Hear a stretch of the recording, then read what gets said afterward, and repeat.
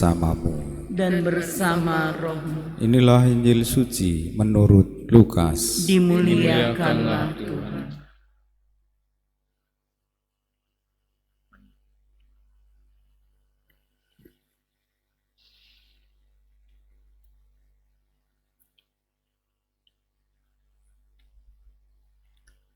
Di zaman Herodes Raja Yudea, hiduplah seorang imam bernama Zakaria dari kalangan Imam Abia.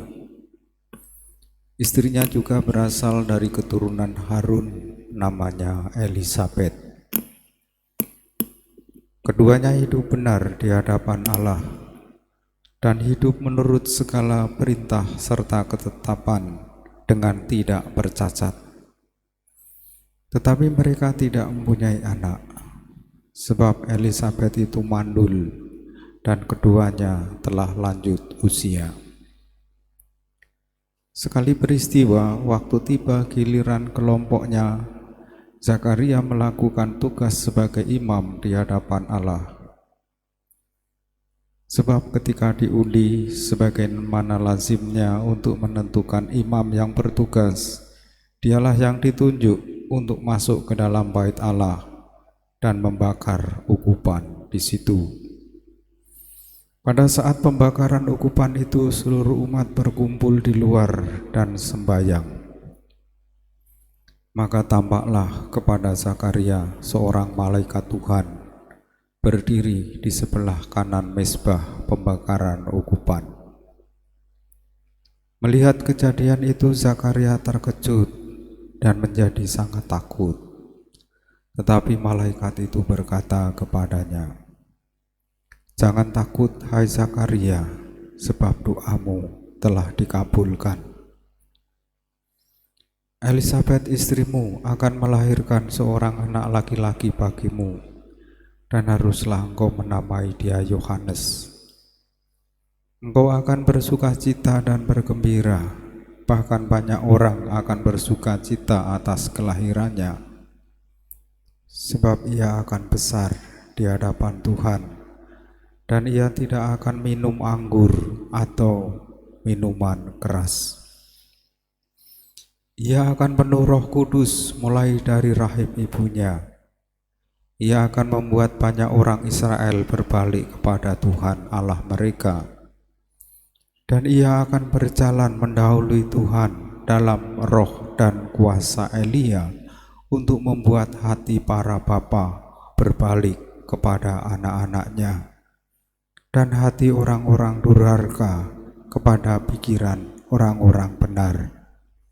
Dengan demikian, ia menyiapkan suatu umat yang layak bagi Tuhan."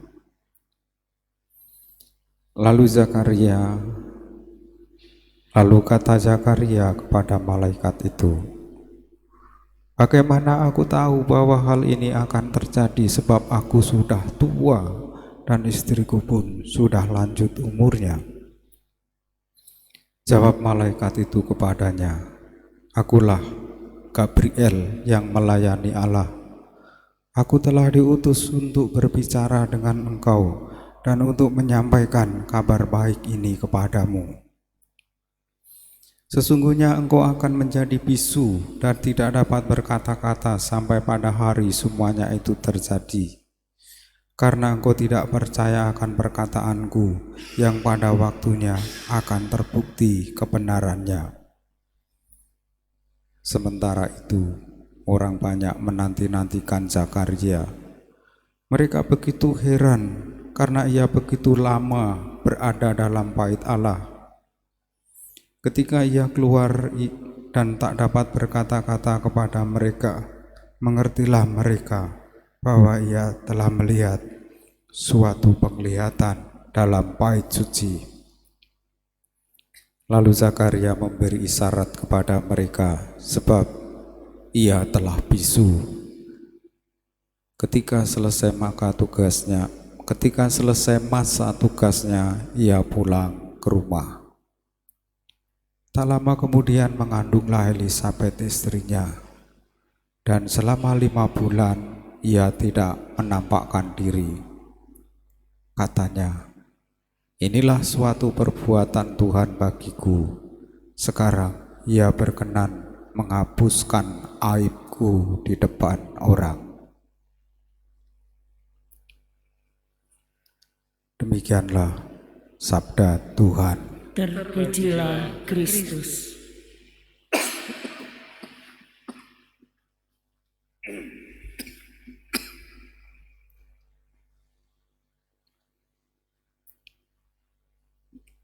Umat Allah yang terkasih, hidup ini adalah keajaiban Tuhan.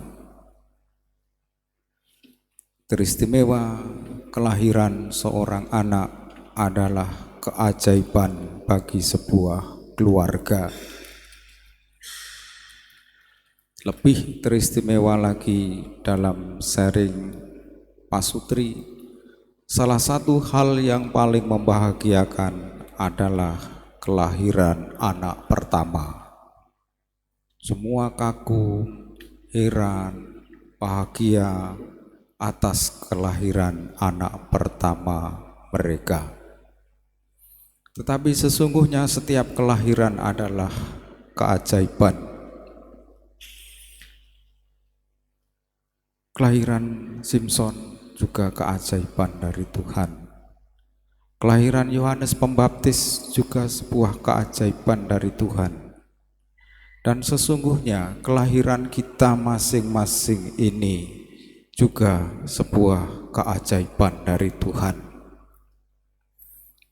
Kita hidup di dunia, pasti Tuhan punya rencana atas hidup kita, punya maksud, punya arti, dan kita harus dipanggil menjawab arti kita dilahirkan di dunia ini.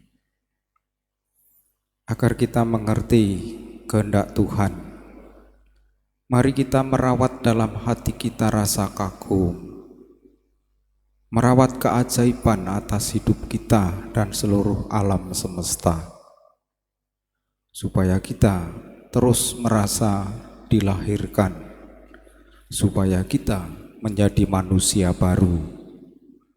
Dilahirkan menjadi manusia baru berarti terbuka kepada kehidupan ini, terutama teristimewa terbuka kepada kehendak Allah karena hati kita baru.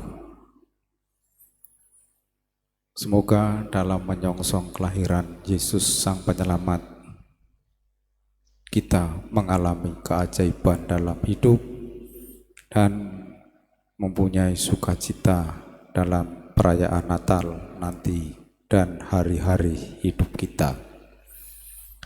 Kita satukan doa-doa kita bersama persembahan di altar.